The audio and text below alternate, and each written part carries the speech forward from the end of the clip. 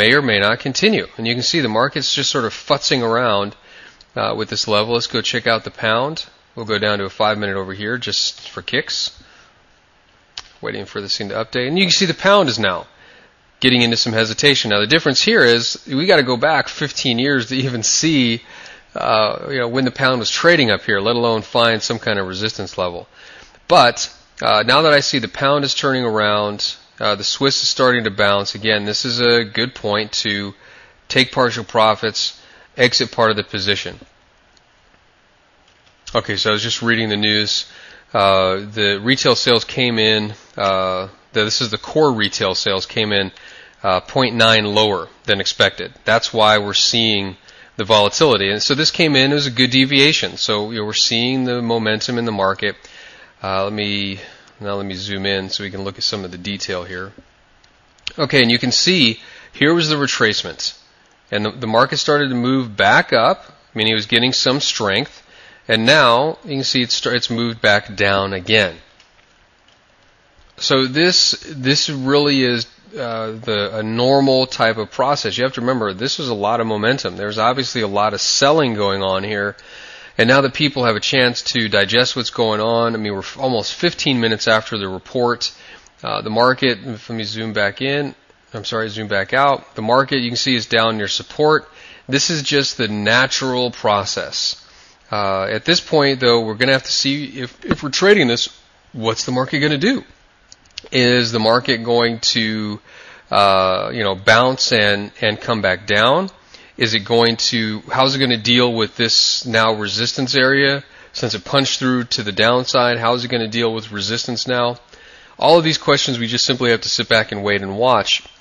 But because we don't know, and this is why trying to fit the market into a nice neat box with some kind of mechanical trading system really doesn't work that well, because of the volatility in the market and because of this new news, traders' opinions are going to change. The technicals simply go out the window.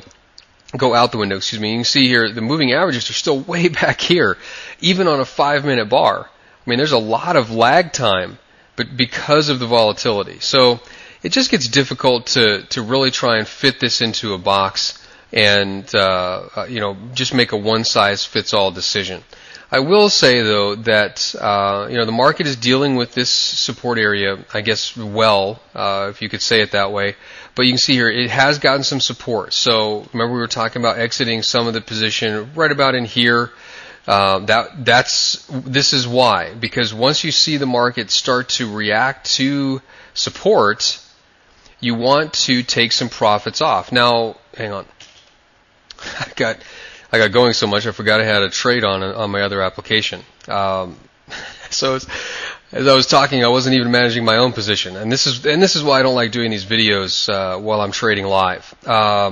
Okay, so you can see that the market is pushed back above the support area, and even getting close to the pre-release price. And this really is a critical level for any kind of announcement once the market gets to a pre-release price. Because the thinking is, well, hey, if the announcement was good enough, the market shouldn't get back down to, or get back below the pre-release price, or in this case, back above the pre-release price. Okay, so you've got to keep that in mind as well with these releases. Now, I will say this, and this is something that just occurred to me. One of the things that when you're trading these news types of trades, the reason why I produced the kit first with all of those videos and all of these patterns and all these techniques and tactics is so that when you come into a situation like this where the deviation was big enough to cause a volatile move, but then price doesn't just stomp its way down,